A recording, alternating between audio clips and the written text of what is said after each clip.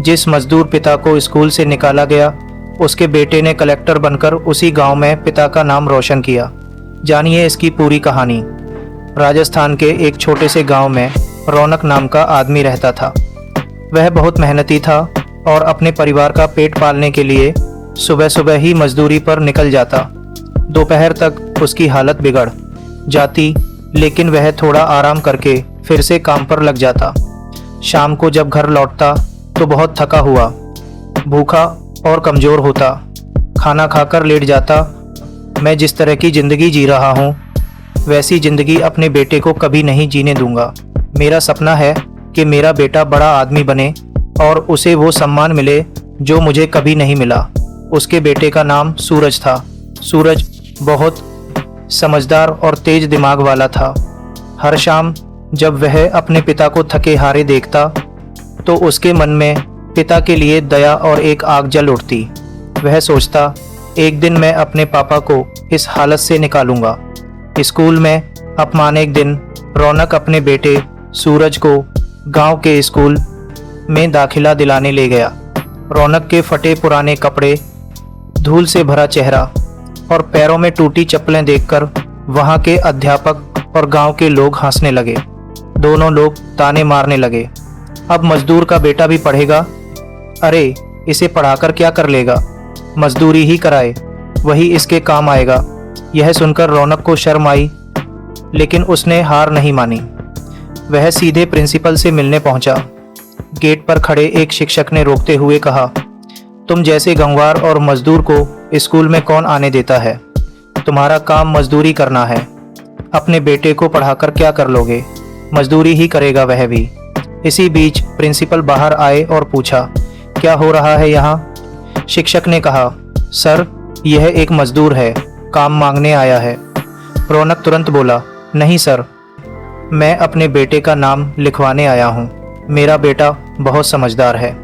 लेकिन गांव के लोग और शिक्षक कहने लगे, ऐसे बच्चे तो बस चोरी चकारी करना जानते हैं, भरोसा नहीं करना चाहिए, इसे यहाँ से भगा दो। यह सुनकर रौनक का दिल टूट गया। वह चुपचाप सूरज को लेकर घर लौट आया। घर पहुँचते ही सूरज की आंखों में आंसू थे। उसने पिता से पूछा, पापा, क्या मैं कभी नहीं पढ़ पाऊंगा? रौनक ने उसे सीने से लगाकर कहा, नहीं बेटा, तुझे पढ़ने से कोई नहीं रोक सकता। मैं अपना सब कुछ बेचकर भी तुझे पढ़ाऊंगा। मेहनत और संघर्ष के बाद रौनक और भी मेहनत करने लगा। अब वह सुबह से रात तक काम करता और सोचता कि बेटे के लिए किताबें लानी हैं। सूरज ने भी पढ़ाई को ही अपना धर्म मान लिया। वह गांव के मंदिर में बैठकर किताबें पढ़ता, रात रात भर दीपक जलाकर पढ़ाई करता। खेल कूद उसके जीवन में कभी जगह नहीं बना सके। गांव वाले ताने देते, अरे रौनक, तेरे बस की बात नहीं, तू मजदूर है और तेरे बेटे को भी मजदूर ही बनना होगा। गरीब सपने नहीं देखते, तू पागल हो गया है। लेकिन इन बातों से रौनक और सूरज का हौसला और भी बढ़ता गया। अपीएससी की तैयारी सालों बाद सूरज ने अपीएससी की तैयारी शुरू की। पहली बार में वह असफल हो गया और निराश हो गया, लेकिन उसने हार नहीं मानी। सूरज ने पिता से कहा, पापा, जब तक मैं कलेक्टर नहीं बन जाता तब तक चैन से नहीं बैठूंगा। रौनक ने हौसला देते हुए कहा, बेटे, चिंता मत कर, मुझे भरोसा है, बल्कि तू जरूर कर लेगा, बस मेहनत से पीछे मत हटना। सूरज ने फिर से पूरी लगन के साथ तैयारी शुरू की। सुबह उठते ही पढ़ाई करता, खेतों, मंदिरों और हर जगह बैठकर पढ़ता। गांव के बच्चों को ट्यूशन भी देता और उन्हीं पैसों से अपना खर्च चलाता।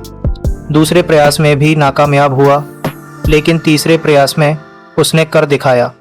यूपीएससी पास कर सूरज कलेक्टर बन गया। गांव की खुशी जैसे ही खबर गांव पहुंची, ढोल नगाड़े बजने लगे।